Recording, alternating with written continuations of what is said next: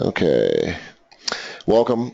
Today's date is 9/11/2015, and my name is Nicholas Dogris, and I am going to take you through a new features update and also a discussion about the newest parts of um, the CFC database that we've been working on. It's been a very, very busy month for us here at NeuroField. We have been working on a number of new innovations, aside from what you're about to see in the software. I am pleased to announce that we have a new TDCS system that has been designed to integrate into the current NeuroField platform. Our TDCS unit is going to be, I think, one of the best in the market, simply because everything that you can do with the current NeuroField platform will be usable with this direct current stimulation device. And that means you can give sine wave, square wave, triangle waves. You can give any of the protocols from any of the databases, which is going to set this unit apart from anything else out there because of, number one, of the amount of things that we've developed over the years, but also that you can program this unit any way you want to. So it's going to be quite amazing. The next offering we have is a signal generator. It's about the size of a credit card, and it actually hooks up to your CAN bus, and you plug it right into your Q20, and it's for generating signals for checking the unit to see if it is working correctly. And not everybody's going to want this, obviously, but for people that are interested in something in which you want to generate a signal for your Q20 or any EEG that has a Lexicor pinout, you can use this signal generator for that. We are also releasing a impedance meter. This impedance meter is, again, the size of a credit card. It hooks up to a CAN bus, and you just plug it in, and this unit will give you a impedance check for your Q20. And so it's a solution that we've been working on. We really like it. It has its own standalone software that you run, and yeah, an impedance meter, woohoo! And it's going to be great. This little device is, again, it's the size of a credit card. It's very small, and it can be easily shipped around. And I think you guys are really going to dig it. Okay. So with that said, let me go into the new software here. As you can see, you see revision 872, and that is not on the website yet. We have one more change that we're going to make, and we're going to release this newest version. Your current version, if you have 859 or higher, or I think it's 859 that's on the website, everything you're about to see can be done in 859. But we've changed some of the defaults and the way things look now, so it's more pleasing to the eye. And I'll show you what that's all about in a moment. Okay, so I'm going to go into the program now and open the cross-frequency coupling database. And I'm going to click to continue. And we see two X3000s and a Q20. In my clinic now, every room has an octopus in it. We have two X3000s in every room, and it's just because we're spoiled, and we really do like the way the units work together in tandem. We seem to be able to get more things done. And with the cross-frequency coupling database, when you have 4 stacks that you can use, you can cover more of the rich club and get a lot more done, in my opinion. So it's really cool. All right, with that said, I'm going to go into the program. And the real cool thing about this newest release is that we've really expanded the patient database quite a bit. And I really like it simply because of how it makes this program complete. I've been waiting to see this kind of change for quite some time, and it really hit the ground, which is great. Just testing one more time. Can everybody hear me okay? Let me see some yeses coming. Okay, good. All right. All right, so with this newest release, I'm going to go into select patient, and you can see I have a blank database here. So we're going to create somebody. I add a new patient, and I click enter last name, and I'm going to put myself and my first name. And then I'm going to select and close. Now let's say I wanted to run a brief treatment on myself, and I just simply grab anything here, and I'm going to basically make the sweep time 100 milliseconds just for demonstration purposes. Now what you're going to see here in the new bit database is right down here you can see primary stim generator, secondary stim generator, and this is for coil placements. We now store the coil placements in the database so that when you look at the patient history, you're going to know what you gave the person. So let's say I'm giving myself this CFC protocol. Well, let's say I'm doing FZ, PZ, C3, and C4. So I'm going to say FZ. I'll go down here and grab SC, and the first two coils are stacked. So that's one one stack for the CFC, and then we're going to go to PZ. I'm going to grab PZ here, and that's stack 2. And with stack 3, we're going to say C3, and then we're going to say C4. It's just an example. And now I'm all set up, and I can select and close, and I can run my protocol.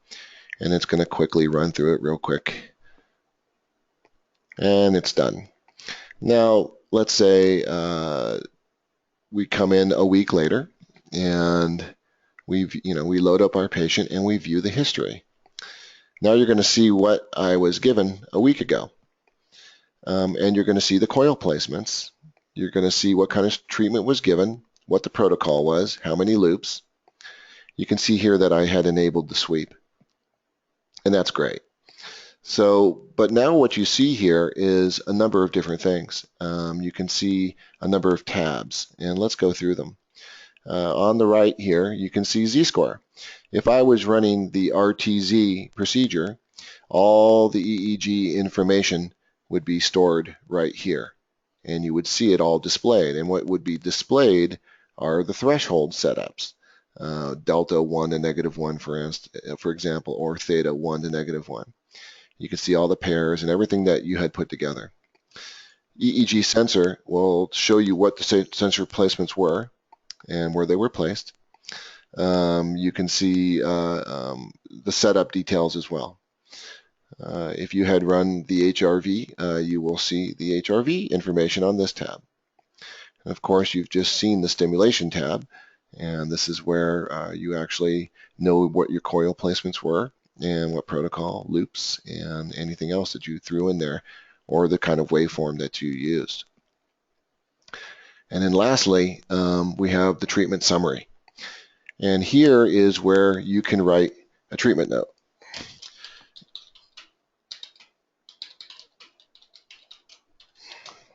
And once you write your note, you simply click on Update Treatment Comments. Now this note is linked to this specific protocol. If I run another protocol, you'll have a blank note. And now if a person comes in a week later, let's say Nicholas is doing okay, but we want to dehab him today. And we're going to do 100 millisecond durations, and we're going to do 10 of them. And we start our dehab, and we're going to dehab little Nicholas, and we give him a dehab. It's done. We view our history. We go back, and now we see that we gave the dehabituator on the stimulation tab. I didn't change my coil placements, so I would have to go change those to see what I actually did. And of course, all the dehab settings are going to be displayed here, which is really great. Now, let's say he came in and said, wait a minute, a week ago, you gave me this other protocol and I felt really good afterwards. And so I can go back to the treatment summary and see the note that I wrote. And then I could update this to say, update, he reported doing well after the treatment. And then I can update those comments. So now you can link a note to each one of the specific treatments that you give, which is really great. And it's a way to keep the entire system paperless and very good environmentally, which is something that we have always striven to do here in NeuroField. So now if I write my note and I actually want to generate a report, on the bottom here, you can see this little button that says Generate Report. And you click on it, and it opens up this guy. And now what you see is a NeuroField progress note with the patient name, their ID, treatment ID, the date, and the time. And this is linked to the specific treatment that I had just given. And so you'll see what the protocol is. Now, if you do, you have the option of printing this note. And if you want to, you can send it to a printer, or you can send it to a PDF, something that makes a PDF. Like I can send it to Snagit, and then Snagit will allow me to save it as a PDF, or I can use the Microsoft XPS document writer, which is another way to create a paperless document. If you want just to save the note electronically, that's the way you can do it. Or, of course, you can send it directly to a printer, and with the printer, it will automatically print the document for you. So this is kind of cool. The more that you do, the more you're going to see in the document. So if I had done an EEG session and I went to page 2, you would also see that information as well. So this is kind of cool. You get more information, and it pretty much lays it out for you, along with also putting your comments in your note up there, which is kind of cool. Now, another thing that we put in here was when you go to select your patient, you can grab a patient, say open the history, and you see all this information. But if you noticed what came up before is I can select patient, and now one thing that you see here is enter treatment plan. And we have this information here so that you can actually say what it is that you want to establish with this particular patient and have it immediately on the patient setup page. And so I can say reduce anxiety about Brad. And then I can simply say select and close patient, and it's going to save this information for me. So now the next time that I open this, I should be able to see anytime I chose my patient file, I'll see reduce anxiety about Brad, and that's going to be the one that I'll see every time.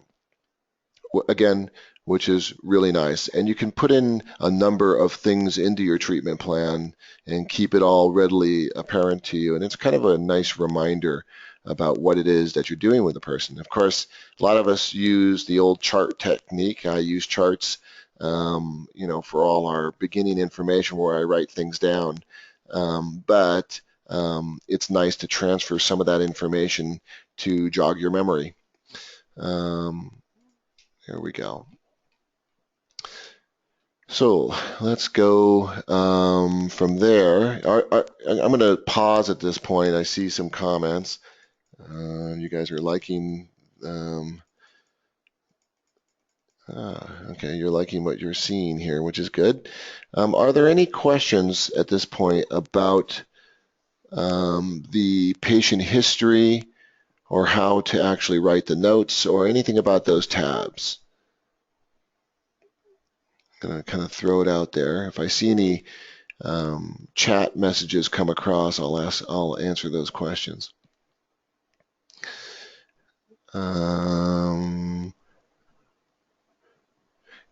Jill says, can you go over a few of these protocols, for example, which is the 40 to 80? Yeah, I'm going to jump into that in a minute, Jill. First, I'm just throwing out the question about the patient history.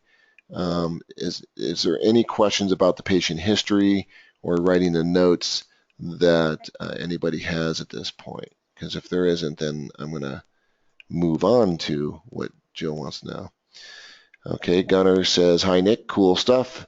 At the end of a total treatment, can you print all the sessions in one? Print all the sessions on one PDF? No, we can't do that yet. That's a good idea, though. I can talk to Brad about that. We can see if we can add that as a feature for one of the future releases of the program. May not be too difficult to do. So let me see what he has to say. Of course, I always say that, and he's the one who has to do it. So Linda Beckett says, any way to reload a previous session easily, like a same again button? You still have to pick your protocol. We don't do that for you, but if you notice, when I click on select protocol, the same coil setup from the last session is automatically loaded for you. So you don't have to keep on re-entering the coil setup if indeed you want to use the same setup. But you're still going to have to pick the protocol, because the database will, when you first load the program, it's going to default to the #1 CFC listing, which is 0.31 to 40 to 45. So it's kind of nice because it does remember your last coil placement. But if you change this coil placement, the next time you load it, it will be there. And so it only saves one for you. Okay. Okay, good. So let's dance around with our CFC database, shall we? We've been having a lot of fun with this, and I'm really enjoying seeing the results of the CFC, I guess, integration into NeuroField. It's been 8 months now since I've written the first CFC database. And since then, we've added quite a bit to it. And other NeuroField users have also done the same, which is really cool. I think people are getting into it. I've known a lot of the users have created databases and distributed them amongst people. Tiff Thompson did one that's really cool. You can ask her directly for hers. And there's others too out there. So you're really going to dig what you're seeing. I want you to remember that the CFC philosophy is based on primarily getting the rich club to communicate and talk. Now, for those of you that don't know what the rich club is, you have to do your homework. When you install the program on your desktop, there is a folder called NeuroField Documentation. In that folder are a number of studies. One of them is called Rich Club. I want you to read it. Now, you don't have to understand all the math and all that stuff. All you need to understand is what the Rich Club is, which is essentially nodes, network nodes that represents the most highly densely packed areas of neurons in the human brain. Now, these were discovered through studies, diffuse tensor imaging studies, in which an examination of network hubs was conducted. And it's really quite amazing to see in these studies. I, for one, think that it's really the future of neurofeedback, because these network hubs basically represent the default mode network. And we know through our work in EEG neurofeedback that if the default mode network is not functioning correctly, the basic, I guess, the basic configuration of the brain is not going to be functioning correctly. You have to have the Rich Club online in order for all the regions of the brain to be able to communicate. Now that communication will result in rapid phase resets, where the brain is, when these hubs have to communicate, they enter into a phase shift. And when they phase shift, they're calling out for resources, essentially. They communicate with each other. And when they do this communication, they essentially balance the amplitude of their power. The absolute power in these hubs will balance when they phase shift. They communicate, and you'll see the brain come to a regulated state, essentially, where the hubs are basically functioning in the same way. Now, in order for these hubs to communicate, they use gamma to communicate. Now, there's another study that does show this gamma communication, and it is absolutely essential for the brain to have this gamma communication for the hubs to be able to regulate their power, essentially. Now, what you're seeing here in front of you is the results of these studies. There is a CFC study in which you see different frequencies coupled with gamma. And I didn't pick these numbers by accident. It's actually based on the research and what was actually observed in the DTI studies. So the 2.5, 40 to 80, for example, is one that is been seen in a study. And if you want to know what that is, you click on View Protocol. And what you see here is 2.5 delta is coupled with gamma, and they're harmonically coupled. And what you're going to see, it'll give 2.5 and 40, and it'll give that for 3 seconds. Then it's going to modulate to 42.5, 45, 47.5. And so there's a number of steps that take it from 40 to 80 hertz, keeping delta constant at 2.5. Now this is a power-to-power coupling, meaning that the power is essentially the same from gamma and delta, and the duration is the same. Now there's different kinds of coupling. I'm seeing somebody sent me and Dick Gennardi says there's papers, Reichel's papers directly support your statement regarding the dominant mode free network. That's true. That's true. Now you're going to see that the coupling here is a power-to-power coupling.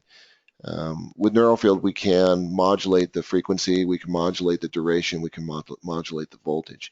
So you can see on this one, they're all constant.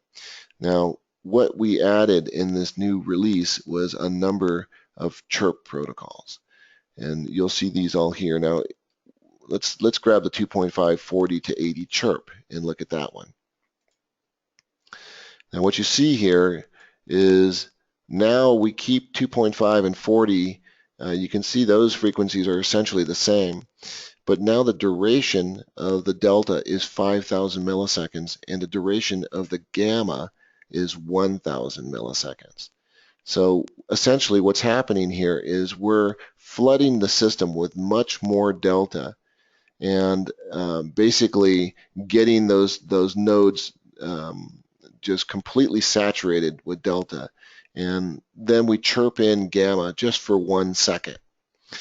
Now, when gamma is coupled to delta, what will happen is it will be able to communicate between the hubs because it's coupled harmonically with the delta, and delta is saturated through the system. So the bridge is built with the delta, and the gamma is the thread that sews these network hubs together and allows for rapid communication, fast communication between the hubs. And once that communication is established, the power will change instantaneously in these hubs. And that's what we're seeing in our research right now, which is incredible to see. So the chirps are tolerated much easier by people, which is really interesting. They seem to have a better response when we chirp it And this is more, I like the chirps for people that have anxiety or people that have are more sensitive and don't tolerate the power-to-power CFC protocols as well. So if you got somebody who's really sensitive, you might want to try a chirp protocol prior to trying the power-to-power protocols, which is these at the very top that don't have anything behind them. There's just a regular number with a gamma signature behind it. So as you can see here, I've replicated the same kind of thing that you see at the top. You have 2.5, 40 to 80, 3, 40 to 80, 5, 40 to 80. And here you see the 1 to 4, 40 to 80 chirp. In this protocol, here you're going to see it starts at 1 hertz, and it's going to couple with gamma through 1 hertz, and eventually it's going to make it to 2 hertz. And when it hits 2 hertz, now the duration is going to change. It's actually going to increase. We started at a power to power, but then what we do is we start to saturate more and more as the protocol advances in frequency. And so you'll see the duration here goes with 2 hertz, you get 2 seconds. And at 3 hertz, what do you think? Oops, you get 3 seconds and 1,000 milliseconds of gamma still.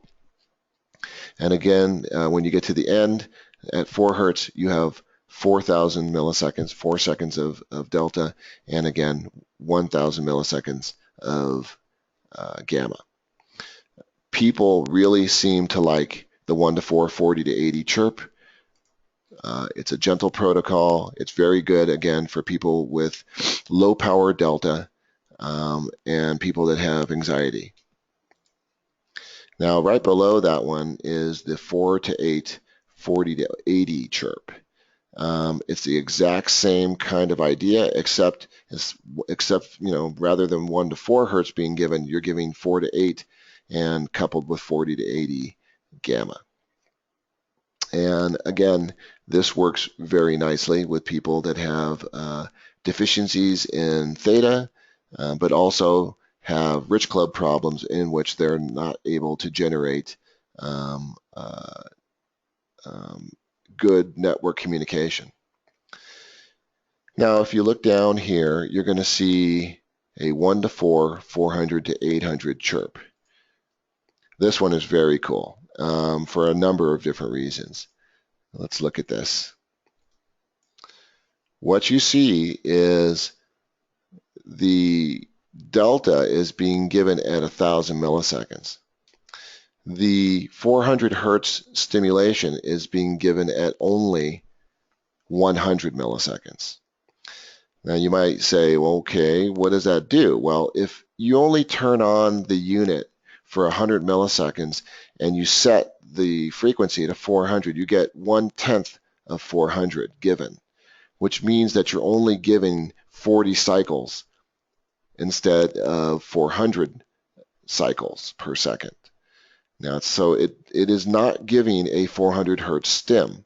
It is essentially giving a 40 hertz stim because it's only 1/10 of 400. I hope that makes sense. But essentially what we're doing here is we're giving a very, very brief gamma chirp. And it is harmonically linked with the frequency that's being given. And as you go down, you'll see that it eventually makes it all the way up to 800 hertz. And again, that's going to translate to gamma at 80 hertz. Now we do cycle through 1, 2, and 3 hertz and 4 hertz there. So it goes 1 to 4, and it gives really, really brief gamma chirps. This again is really good for sensitives, but if you have people that have different kinds of phase and coherence abnormalities that appear to be over the rich club locations, you really want to try a CFC protocol to get those hubs talking to each other. I think one of the main reasons why neurofeedback fails is that the rich club is not communicating the way it's supposed to. Or if not failure, complete failure of neurofeedback, I think the reason why we don't achieve better and faster treatment effects is because we don't focus on the rich club at the beginning of the treatment. Sometimes we might focus on it later, or we might try to do coherence training or phase training, but even then, I think it's going to be very limited because we're not getting those hubs communicating first. So with NeuroField, what we'll do with people is we'll give CFC protocols first and then follow it up with a neurofeedback session. Or we'll give CFC protocols while we do the real-time Z-score procedure in NeuroField. And I'm going to come to that in a moment. Let's take a look here. You see the 1 to 4, 400 to 800. You see the 4 to 8, 400 to 800, what is essentially the exact same thing. And that is in the theta band now. Below that, you see 2.5, 40 to 80, and 400 to 800 chirp. And this is me getting creative, trying some different ideas. And again, this is just very much like the same power-to-power type of protocol. But then as it progresses and you get into it, you're going to see different changes in the protocol where we're actually coupling a number of different frequencies. And it's really cool because of the way this thing actually links up with the higher frequency bands. And we have found it to be incredibly effective. But you should try it on your own and see where you go. I reintroduced the waves back into NeuroField. And I have to give credit for the wave idea to Mike Beasley. Mike Beasley, back in the day when we had the helmets, he developed wave protocols for NeuroField that would cycle through the regions of the helmet. The helmets were broken down into 4 basic regions, and Mike would basically turn the unit on and off in different rotations that would create what he called the wave effect, and I'm going to show you what that looks like. It's really kind of cool, and you should try it. The way I like to give it is if I do use the octopus, what I like to do is stimulate down the cingulate. So you have to know what stack is where. I'll put one stack at FZ, another stack at CZ, another stack at PZ, and another stack at OZ. So it starts from the front of the head and goes all the way down the midline, all the way to the back of the head. Now, so I set up this 10 to 400 hertz chirp wave. And what it does, it's quite simple.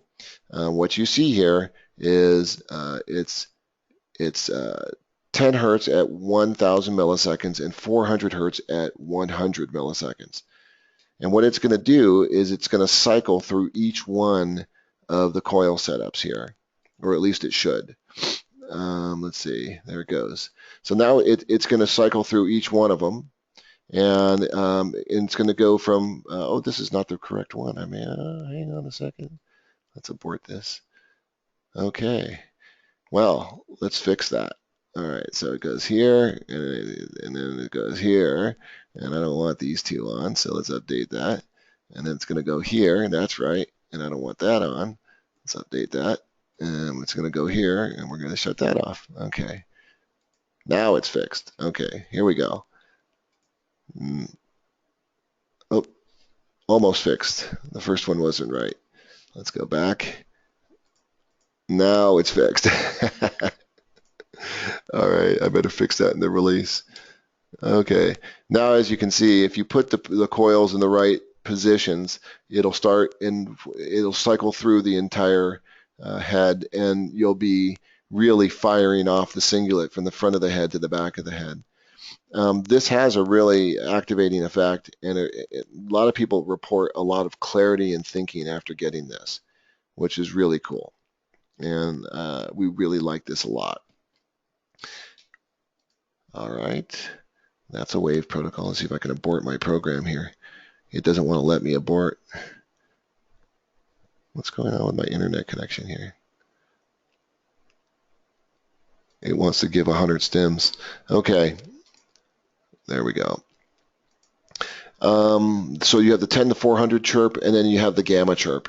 And essentially it is another wave protocol.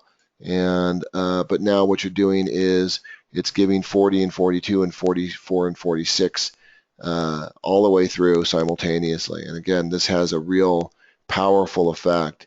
One of the things that is being reported is that if you give gamma to the occipital regions, you see the emergence of delta in the frontal regions.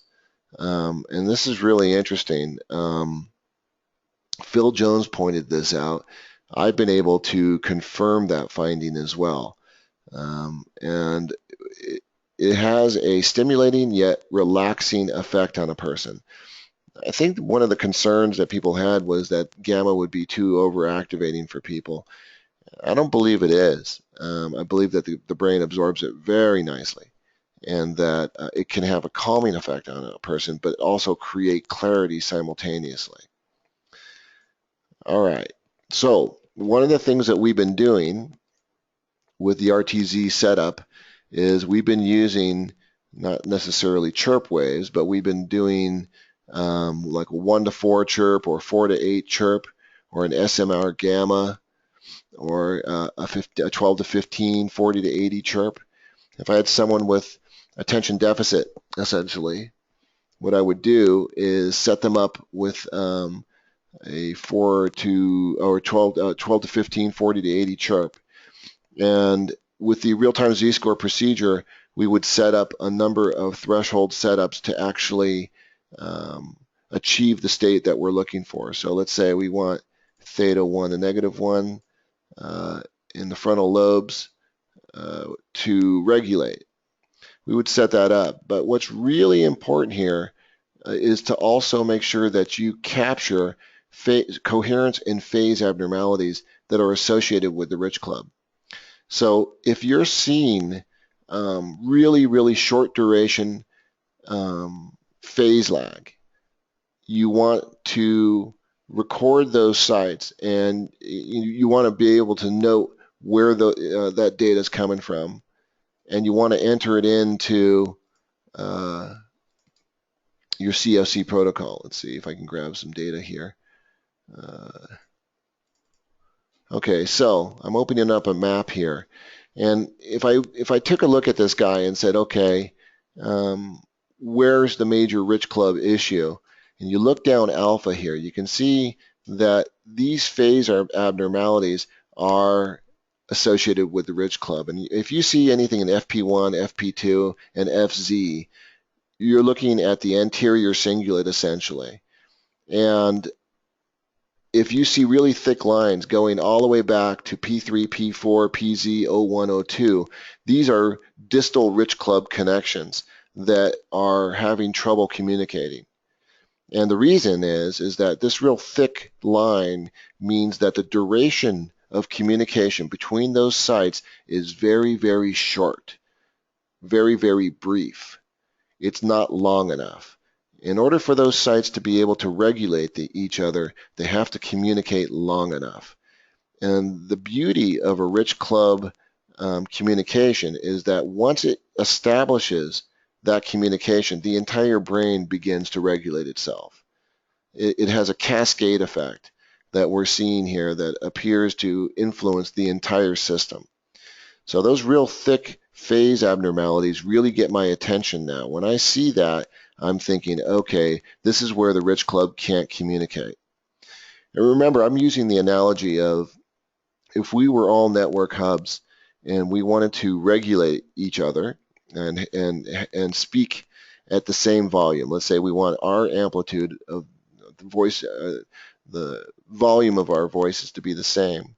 We would want to be able to hear each other long enough to be able to make an estimation as to how loud each of us is speaking, and then speak at the same volume. In order to do that, we have to hear each other long enough. If we hear each other long enough, we can make that estimation. Now, if we hear just one person too long, that's also a problem because we can't hear the rest of the nodes. So we have to be able to hear each other, and we all have to be able to communicate. long enough, but not too long. And again, phase really is the foundation of the EEG. If we change phase, we change almost everything above it. And that's why I like the way the summary map is put together here, because when you change this at the bottom, everything else is going to shift as well. And you'll see dramatic shifts in the EEG. This is an example of a guy that we treated just this week. And he came in with an anxiety disorder. That's his interim map. We haven't made it to his, I haven't worked up his last map because that was last hour. But this is what he looked like when he walked in. And you can see we use our real-time Z-score procedure, and it works very nicely. And you can see how beta really calmed down.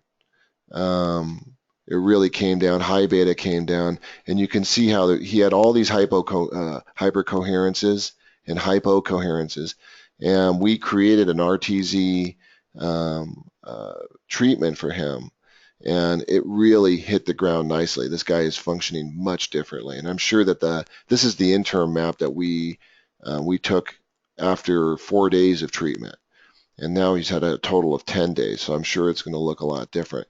But he was treated entirely with CFC protocols, and 1 to 4, 40 to 80, I believe, and then we also shifted it to 4 to 8, 40 to 80, and it had a profound effect. All right. So when I sit there and think about, okay, I want these distal communications to occur, I might create pairs like FP1, O1, FP2, O2, FP1, O2, FP1, O1, something like that. And then I might set the phase based on where I see it in my map data. I'll pick that frequency band and then set it. Now, then we train it with eyes closed typically, and we use a percentage. The real-time Z-score, one of the things that we really like about it is that it's synchronized EEG with the EMF treatment. It removes the antecedent. Essentially, you are training the brain, but you're showing the brain what you want it to do. You're not waiting for the randomness of the brain to create the frequency that you want to reward. We actually show it the frequency we want it to engage in, and then when it does it, we reward it. There's no overlap between the EMF stimulation and the actual EEG measurement. So we're getting a real pure EEG sample each time we give a stimulation.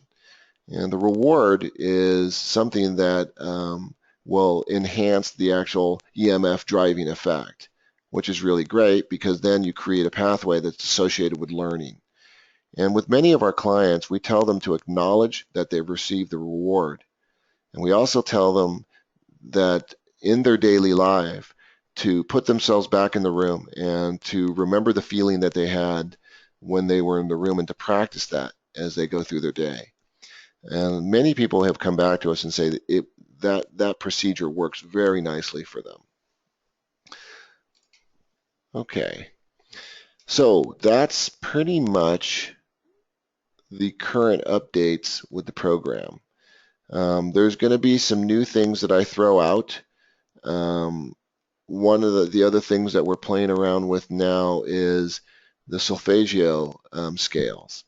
And Tiff put it in her database, which I have it here, and I think I'll just tease you with this right before we end.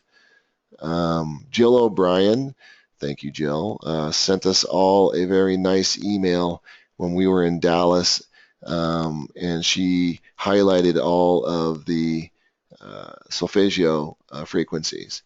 And this is Tiff's database, and it's really cool because what she did was she organized that. And here's the entire solfeggio scale. But if you actually scroll down to the bottom, you'll see each of the solfeggio pieces of the scale. Then they're parsed out into each specific function that they actually engage in. I found it to be incredibly powerful. And so if you want to play around with this, let me know, and or you can ask Tiff to post it on the listserv. First time I did it, I had a really cool response and some new ideas, so it was kind of cool. All right. Any questions at this point? I'm going to open up the mics, and everybody's live now. Anybody have any questions?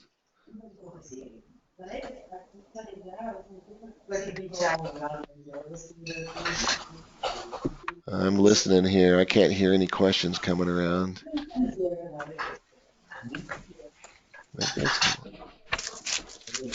I'm seeing a lot here, but all right. I'm going to mute this. If anybody has a question, I'm going to throw it out. I think we're good to go, though. I'm going to give you a second here. Oh, here we go. Jill says,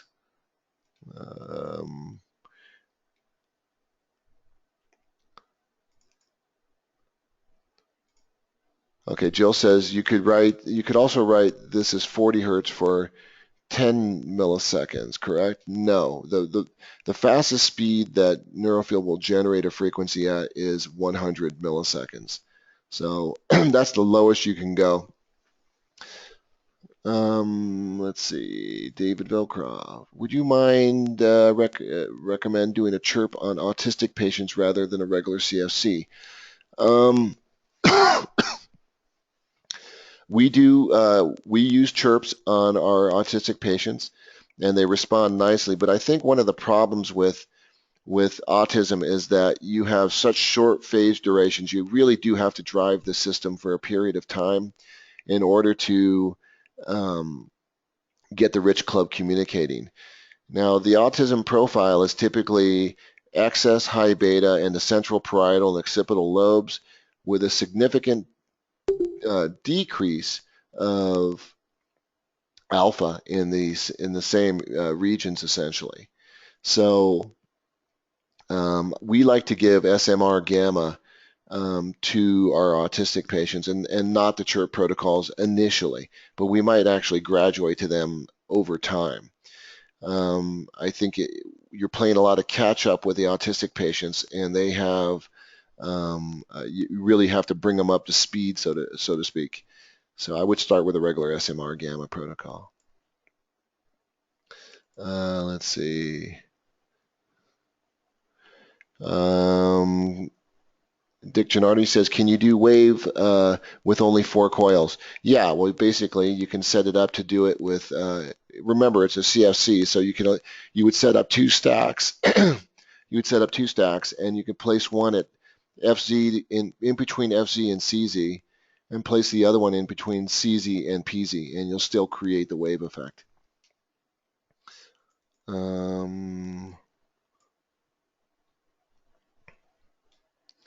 Okay.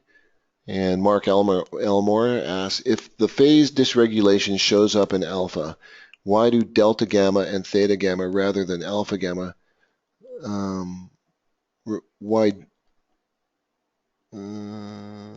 Why do delta gamma and theta gamma rather than alpha gamma frequencies? You certainly can do the alpha gamma frequencies. I'm not saying that any one particular CFC is the only way to give the stimulation. So if you see a phase dysregulation, you can match that frequency. That's why I give you all of them. If you see a phase deregulation in alpha, you could give 9 to 12, 40 to 80, and you could target those alpha deregulations. I have found alpha to be a rather persnickety frequency, and the reason is that I usually am able to influence alpha by giving SMR. I have found that SMR has a much stronger effect on alpha than alpha directly. And maybe because there's a phase cancellation, I'm not quite sure, but SMR gamma produces more alpha, and especially in those patients that are deficient in alpha. But you certainly can try that, and it would be okay, I think. All All right. I can't see any other questions.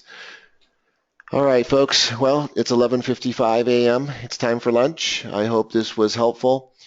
Thank you for coming. I am going to, at this point, stop the meeting, and we'll see you on the playground again in the future. You're all welcome.